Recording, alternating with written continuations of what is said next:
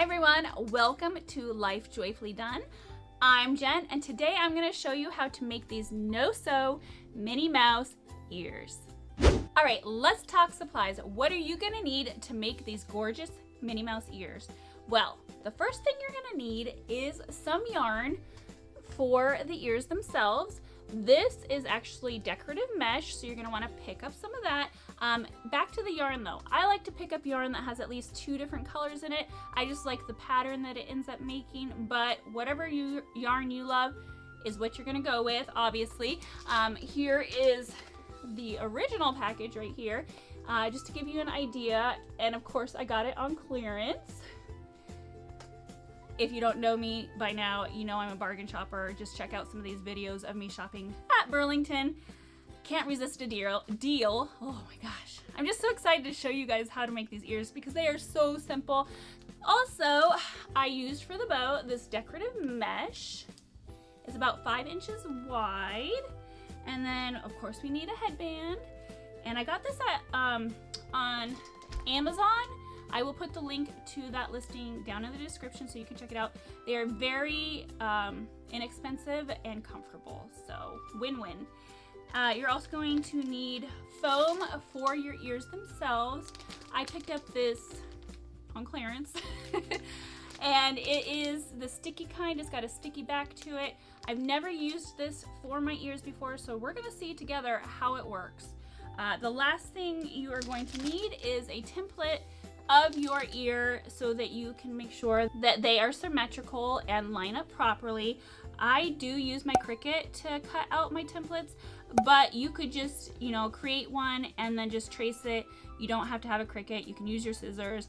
I will link down in the description my template, which is on Cricut Design Space, so you can check it out if you would like to. I will show you when we're making the ears the measurements of this in case you want to just make your own. So with that all out of the way, let's go ahead and make these ears. All right, we're gonna start with cutting out the foam part of these ears, and I typically make mine about 4 inches across and roughly 3.5 inches tall. And that's from this point to the top of the ear here. Since we are using red and white yarn for this project, I'm gonna go ahead and use the white foam. And instead of tracing it with my template, I'm gonna go ahead and cut it out on my Cricut because that will take me less time, but you do not have to have a Cricut for this, so you could use your template and simply just trace around your template and cut it out. So now we're going to go ahead and take our yarn and make a knot on the end of it and put a little dab of hot glue right there to hold it in place, just as close to the center as possible. And this will hold the yarn so that it does not wander while you're wrapping it around. All right, we've got the center secured now, so we're gonna go ahead and start wrapping the yarn around. And I did not detach my piece of the yarn from here simply because you just never know how much you're actually going to end up needing. It all depends on how tightly you wind this yarn around. I do it a little looser, but enough tightness to keep the white of the foam ear from showing through too much. And you're just gonna keep your hand over top to keep it in place so that as you wrap it does not move. And excuse me, the reason I'm not hot gluing it as I go is because once you do this all the way to the edge of the ear, you might find that you need to shift some of the pieces here and there, and it just makes it easier if you have not already glued it down. And I didn't mention this before we started wrapping this, but you're going to want to use the side that is the foam and not the sticky side, simply because it makes it harder to reposition the yarn as you go with the sticky side. So we're gonna do the foam side here.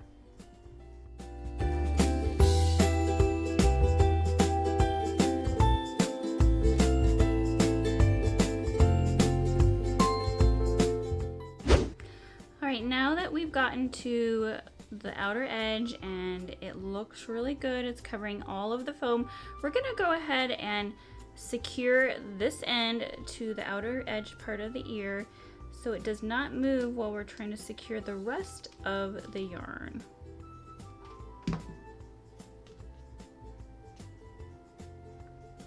And grab my little finger saver here.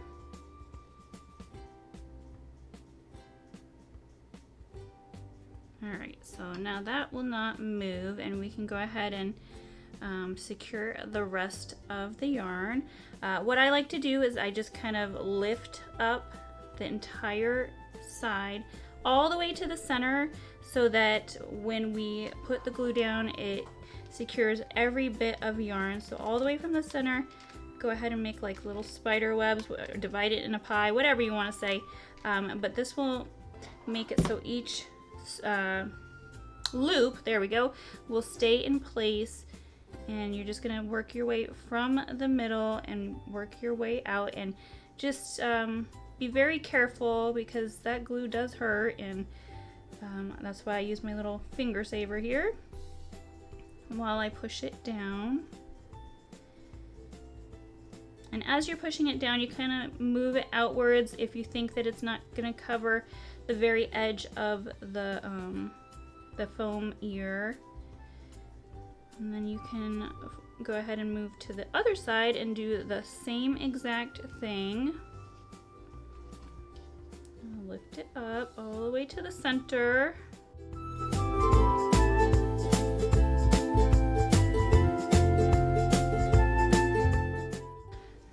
So now I have got that all secured and we're to the very edge of the foam ear here, and you're not going to want to trim that off. It's good that I have just a little bit of overlap because when we put the ears together that will cover the seam of the ear so that you don't see that. And at the bottom of the ear here, you're not going to want to trim that off because it will become very helpful when you're securing the ear to the headband. So just leave that there for now. You can go ahead and trim off the excess. I do leave just like a ½ inch just in case I need it for when I'm securing it to the headband.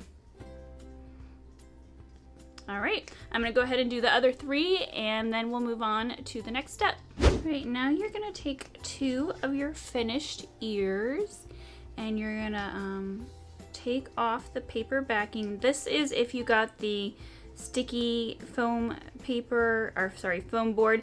If you didn't get the sticky foam board, you can just use your hot glue gun to secure them together. But I got the sticky, so we're gonna go ahead and peel that off of both of these and stick them together. And just very carefully line them up so that you don't have to try to reposition them, because I don't think it's going to be very easy to do. So I'm just lifting up the yarn here at the bottom so I can see the edges, which you guys can't see very well, but I'm trying to just make sure that I line them up as well as possible, or as perfect as possible. Oh my goodness, see, like, I'm not sure that I would use the sticky foam board again because I have a feeling this is going to be quite tricky, and the other times that I've made these ears I've just used regular foam and used hot glue. So my suggestion would be to just go ahead and go that route. Once you have those together, you're going to go ahead and take your yarn and you're going to add this along the edge to hide that white portion that is now there, and you're just going to use some hot glue to secure that on the edge there. And then once you have that all around the outer edge, you can then kind of play with the either side to bring it closer to that trim yarn so that you don't have any white showing. So let's go ahead and do that for all 4 ears. As you are going around the outer edge, kind of just press it down so that it covers as much of the outer edge as possible. So here's a little bit of a close-up of that. So like I said, just press it down so that it covers that whole outer edge. As you're doing that, you can kind of scooch out the one on the front of the ear or the face of the ear so that it meets up and hides that white foam. And this is the reason why I said it's okay if it overlaps a little bit at the tops, or I should say the outer edges, because now you have a little bit of wiggle room with the covering of the foam on the edges here. Alright, so now that we've gotten the outer trim on there, and you can see it kind of blends in, you don't really notice, especially when you're looking at the front of the ear, you can't really see that edging, but what we're going to do is we're going to go around each side of the ear and just make sure that to the best of our ability we're not showing off some of that white foam. And we can do that by just pushing the yarn out slightly all the way around so that they meet. Alright, I think we are ready to move on. I always am very, oh gosh, it stresses me out, we'll put it that way, on making sure that the center of the bow is where it's supposed to be and that the ears are even. So I came up with this little trick that I do. I lay my headband on a measuring tool of some sort. I've got my clear two-sided craft mat here, and I line it up so that I know that it is centered. And then what I will do, once I'm happy with where it's sitting, I will go ahead and grab my glue gun, and I will put a little dollop of glue where the center is, just a tiny one. I let it dry, and then I like to space my ears out an inch from the center. So then I will then take my glue gun again and put a dollop an inch out from the center on either side so that I can use that as a guide for when I'm placing the ears. Now when I'm done doing the ears, I can just peel those little dollops of hot glue off of there. There's no marks, nobody will be the wiser, but you will have a lot less stress as you are placing your ears. Alright, I have secured the first ear already and decided I should probably show you. As you can see, I still have my, let's see, there we go, my little dollops of glue in here that help guide where I'm going to place the ears and the bow, and I flipped the ear over already. And what I'm going to do is use that guide and just put a line of glue down the middle of the headband in line with my little dollops that I put in here as my guide. And then once I've done that, I'll set it down. I'm going to go ahead and add some glue to the foam itself. This is just to make sure that it adheres, because sometimes the yarn will attach to the glue that is on the headband and not the actual foam, and then the ear kind of wobbles and stuff, and you don't want that. So we're gonna go ahead and use our guide, line it up as best as possible, and press it down. And you're gonna want to hold it in place for a bit, just to make sure that it stays nice and secure. So we'll set this down. And don't worry about these excess pieces, because we're going to fix those here in just a minute. All right, now that is all secured, and you can see we still have these like little bits of extra that I told you not to cut. That was so that if you needed to, you could cover up some white portions here. I have the same issue on the other side, so we're going to just go ahead and clean that up. And you guys can watch how I do that. So this one's quite long, and there's not a whole lot of white to cover, so we're going to just trim it. And then we'll put a little bit of hot glue in here. And we're gonna gently just push that onto there and hold it, because then this way it will dry and it won't pull away from the rest of the yarn. But this section here is where the bow is gonna be, so it's gonna hide a lot of that. So try not to worry about it too much.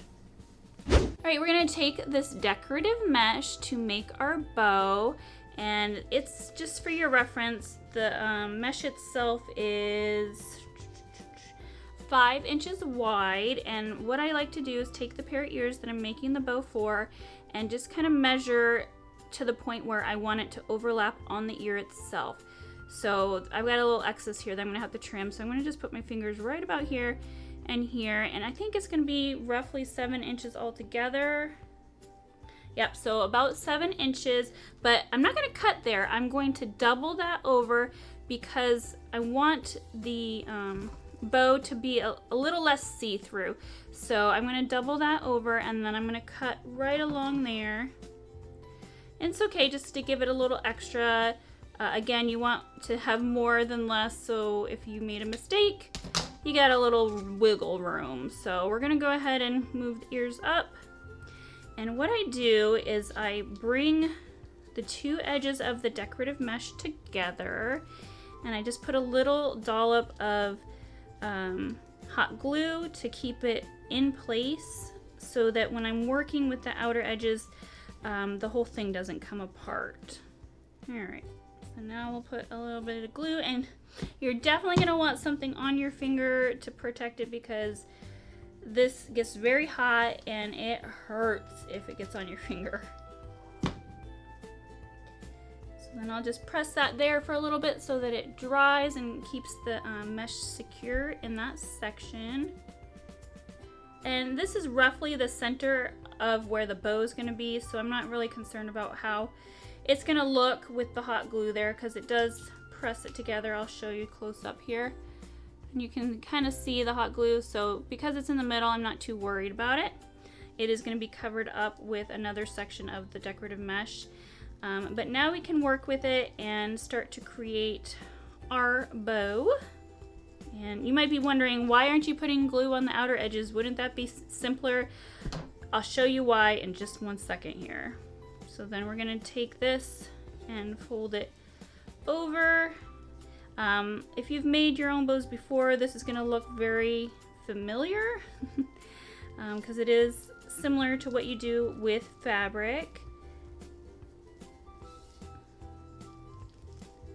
Alright, and then we've got everything in the middle here. We're going to trim that away here in a minute. We just want to see how the bow is going to look before gluing anything into place because you can't really change it once you put that glue on there. So I'm going to kind of do an accordion fold here so that we can get a look at what the bow will look like and see if it's too big or if we like it how it is. So I'm going to put that right in the center there, and I like how much it overlaps. You might like a little bit less, but I'm happy with it. So since we like it, we're going to go ahead and add a bit of hot glue on the back here. And again, just be so careful because this does hurt so bad. I know from experience.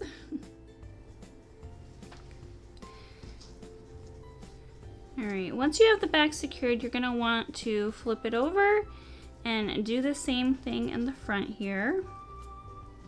You can just stick a little bit of glue in between the folds.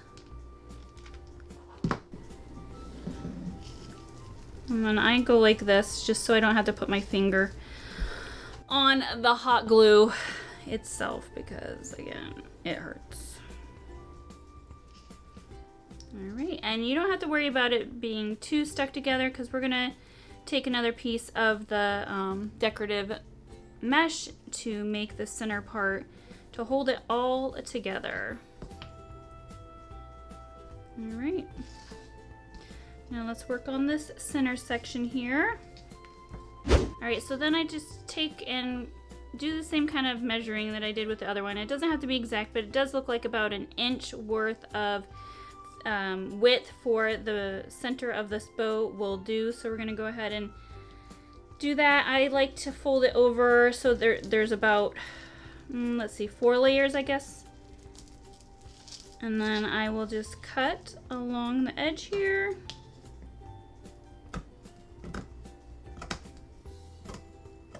It does not have to be perfectly straight because what you're going to do is you're going to run some glue down the center once you get it secured. I'll end up trimming some of this off, but I like to do that after I've seen what it looks like on the headband. So let's take a look. All right, so that would be the center. I think it's gonna look good. We will adjust the bow a little bit, but I think as far as this being the center, I think that's a good spot for it. So we're gonna go ahead and trim this down and secure it right along this edge here. And like I said, you do have to hold it there because it does take a little bit for it to dry on this decorative mesh, a lot longer than it does on fabric. All right, so now we're gonna go around and trim off all these little bits that are still hanging out so that our bow looks nice. Now we have our bow and we can look at putting it onto the headband. I know some people like to put them off to the side. I prefer mine right in the center here. So we'll put a little bit of glue. I put a lot when I'm using this decorative mesh because it just seems to need it instead of the fabric. So again, I'm using my little dollop of glue that I put there as a guide, and you're gonna wanna hold this again for quite some time. All right, the bow is now secured to the headband, so we're gonna go ahead and fiddle with the bow a little bit. I don't like how it's like shooting up on this side, so I didn't secure the edgings like I showed you earlier, just the center, because now I can go ahead and pull some of this down if I want to even out the bow and make it more symmetrical or just in a position that I like better. And I think that really helped out and it looks really good. What do you guys think? All right, friends, I really hope you enjoyed this video. If you did, please give it a big thumbs up. That will help this video spread to other folks that are looking to make some no-sew ears of their own. And if you enjoy Disney-inspired handmade ears, well, we have a swap that we participate in almost every month, and it is called the Year of the Ear Swap. It was put together by the Siskateers, Mary and Tony, and I'm telling you, you're gonna wanna watch it. I have a playlist. I'll put it up here as well as down in the description, and we have a new video coming out very soon, so make sure you hit that subscribe button as well as the bell icon so you are alerted every time we post more joyful content. Thanks so much for watching. Bye!